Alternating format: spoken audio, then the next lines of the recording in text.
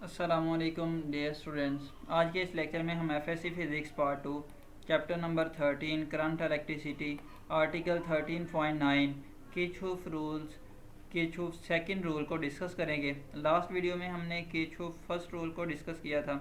वहाँ से हमने ये थोड़ा सा रिकॉल भी किया था कि ओम्स लॉ और जो रूल्स हैं series and parallel combination of resistors उनको हम यूज़ करते हैं सिंपल इलेक्ट्रिकल सर्किट को एनालाइज करने के लिए। और जब इलेक्ट्रिकल सर्किट कम्प्लेक्स हों यानी more than one voltage source हो और नंबर ऑफ़ रजिस्टर्स हों डिफरेंट कम्बिनेशंस में, तो उस ऐसे इलेक्ट्रिकल सर्किट को एनालाइज करने के लिए हम किरचॉफ रूल्स यूज़ करते हैं। किरचॉफ फर्स्ट रूल करंट के साथ डील करता है, जबकि किरचॉफ सेकंड रूल जिसको इस वीडियो में हम डिस्कस करेंगे वो पोटेंशियल चेंजेस या वोल्टेज के साथ डील करता है। तो इसको स्टेट करते हैं। This rule states that the algebraic sum of potential changes for a closed loop is zero। अब इसके क्या मतलब क्या मीनिंग है इसके कि जैसे कि आप यहाँ पे एक क्लोज सर्किट देख रहे हैं कि अगर कोई चार्ज जो है वो इस क्लोज सर्किट में मूव करता है, लेट से इस पॉइंट से स्टार्ट करता है और दोबारा इसी पॉइंट पे आ जाता है, तो जितना इस सर्किट में इस इन डिफरेंट कंपोनेंट्स के अक्रॉस पोटेंशियल चेंजेस होगा अगर उसका सम लें तो वो ज़ीरो के इक्वल आएगा। इसको एक्सप्लेन करने के लिए हम कंसिडर करते हैं कि इस इलेक्ट्रिकल सर्किट में हमारे पास दो बैटरीज़ हैं जिनकी ईएमएफ E1 और E2 है। अब जो करंट है वो उस डायरेक्शन में फ़्लो करेगा जिस बैटरी की जो ईएमएफ है वो ज़्यादा होगी। अब यहाँ पे हम कंसिडर करते हैं जो E1 है यानी EMF of battery 1 is greater than EMF of battery 2 यानी E1 is greater than E2। तो जो करंट है वो काउंटर क्लॉकवाइज जो है यानी एंटी क्लॉकवाइज इस सर्किट में फ़्लो करेगा। मज़ीद कैलकुलेशन करने से पहले हम कुछ डेफिनेशन को रिकॉल कर लेते हैं जो कि हमें हेल्पफुल रहेंगी एनर्जी चेंजेस फाइंड करने में। तो पोटेंशियल डिफरेंस की अगर हम डेफिनेशन देखें तो वो V is equal to W over Q, where W is the work done and delta Q is the amount of charge. अब डेल्टा Q तो चार्ज है और जो W है वो वर्क डन है, और वर्क डन को हम एनर्जी के इक्वल भी लिख सकते हैं। तो यहाँ पे वर्क डन को हमने लिखा है वो एनर्जी के इक्वल है। अब इस इक्वेशन को थोड़ा सा रीअरेंज करें तो जो W या एनर्जी है वो इक्वल आती है V इंटू डेल्टा Q, या V की जगह हम अगर ओम्स लॉ से इसकी वैल्यू सब्सिट्यूट कर दें यानी V is equal to IR according to Ohm law, तो ये जो V की वैल्यू अगर हम इसी इक्वेशन में सब्सिट्यूट करें तो हम जो एनर्जी का फार्मूला है वो इस तरह से आता है IR इंटू डेल्टा Q। और हम ये फार्मूला चार्ज की एनर्जी गेन या लॉस के लिए तब फाइंड करेंगे जब वो चार्ज किसी रजिस्टर में से पास कर रहा होगा। इसको इक्वेशन नंबर 1 कह देते हैं और ये इक्वेशन यूज़फुल है, आपने इसको लर्न कर लेना है कि ये इक्वेशन हम यूज़ करेंगे to find the energy loss और gain by charge when it moves through a resistor. अगर इसी फार्मूले में मैं V को रिप्लेस कर दूं बैटरी की EMF के साथ, तो जो एनर्जी का फार्मूला जो कि चार्ज गेन या लॉस करेगा उसको हम इस तरह से लिख सकते हैं E into delta Q, where E is the EMF of the source cell और बैटरी और delta Q is the net amount of charge. और ये फार्मूला हम यूज़ करेंगे जब चार्ज वो बैटरी से फ़्लो करेगा या सोर्स ऑफ EMF से फ़्लो करेगा, और इस इक्वेशन को इक्वेशन 2 का नेम देते हैं। अब ये दो इक्वेशन वेरी इंपॉर्टेंट है। जब हम मैथमेटिकल रिलेशन ड्राइव करेंगे तो जो एनर्जी चेंजेस है वो हम इन दो इक्वेशन से फाइंड करेंगे।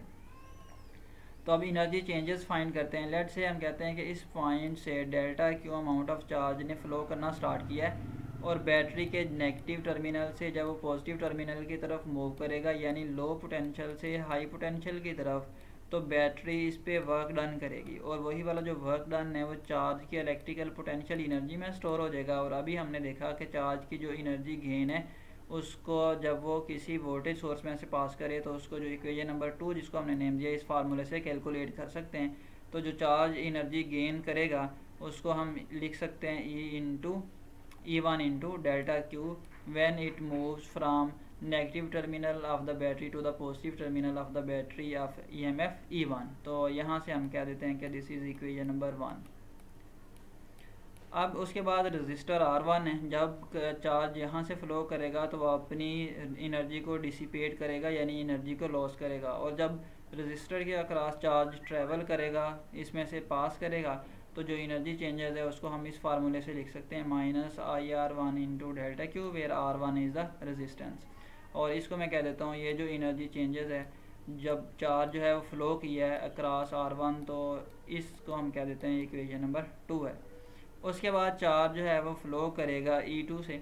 E2 में आप देखेंगे चार्ज जो है वो काउंटर क्लॉकवाइज फ्लो कर रहा है, तो वो पॉजिटिव टर्मिनल से नेगेटिव टर्मिनल की तरफ आएगा, यानी हाई पोटेंशियल से लो पोटेंशियल की तरफ। और चार्ज जब हाई पोटेंशियल से लो पोटेंशियल की तरफ मूव करता है तो हमें पता है कि वो एनर्जी को लॉस करता है।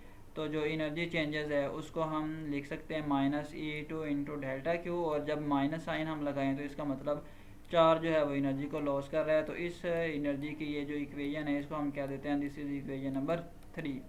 उसके बाद रजिस्टर R2 है, और जब चार्ज इसमें से फ्लो करेगा तो एनर्जी को लॉस करेगा, और वो जो लॉस इन एनर्जी है उसको हम लिख सकते हैं -IR2 इंटू डेल्टा क्यू। और फाइनली इसके बाद जो है वो चार्ज उसी पॉइंट पे पहुंच जाएगा जहाँ से इसने फ़्लो करना स्टार्ट किया था। अब इस क्लोज लूप में जितनी भी हमने एनर्जी चेंजेस निकाली हैं उस पर हम law of conservation of energy apply करें, तो हम इस इक्वेशन को, ये जो हमारे पास एनर्जी चेंजेस हैं इनके लिए इक्वेशन लिख सकते हैं। That is according to law of conservation of energy the total change in energy of the system is zero. तो अब यही जो इक्वेशन नंबर 1 2 3 4 ये जो इन सब को अगर हम ऐड करें यानी इन पे law of conservation of energy apply करें तो हम ये इक्वेशन लिख सकते हैं। अब इस इक्वेशन में देखें जो डेल्टा क्यू है वो कॉमन है ईच टर्म में, इसको कॉमन लें और दोनों साइड्स ऑफ इक्वेशन को डेल्टा क्यू से डिवाइड करें, तो फाइनली हमारे पास इक्वेशन ये बन जाती है।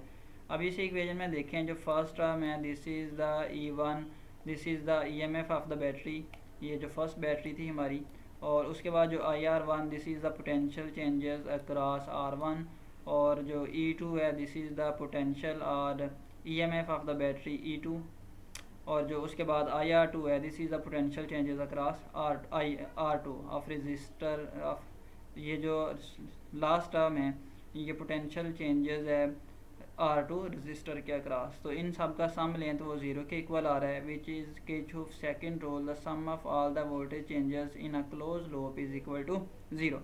अब जिस तरह से हमने बात की थी कि जो किरचॉफ फर्स्ट रूल है वो मैनिफेस्टेशन है law of conservation of charge, और अभी हमने देखा जो किरचॉफ सेकंड रूल है it is the manifestation of law of conservation of energy in electrical problems. अब साइन कन्वेंशन की बात करते हैं। जब हम पोटेंशियल चेंजेस को कैलकुलेट कर रहे होंगे तो याद रखिएगा कि अगर हम किसी सोर्स ऑफ EMF को ट्रेवर्स करें उसके नेगेटिव से पॉजिटिव टर्मिनल की तरफ तो जो पोटेंशियल चेंजेस हैं वो पॉजिटिव होंगे, और अगर इसकी अपोजिट डायरेक्शन यानी पॉजिटिव से नेगेटिव टर्मिनल की तरफ हम ट्रेवर्स करें यानी पोटेंशियल चेंजेस फाइंड करें जब चार्ज फ्लो करता है तो जो पोटेंशियल चेंजेस है उसकी वैल्यू नेगेटिव आएगी। So it is negative in opposite direction. Once again इसको रीड करते हैं। If a source of EMF is traversed from negative to positive terminal, the potential changes is positive. It is negative in opposite direction. हम इस register की बात करते हैं R1 की।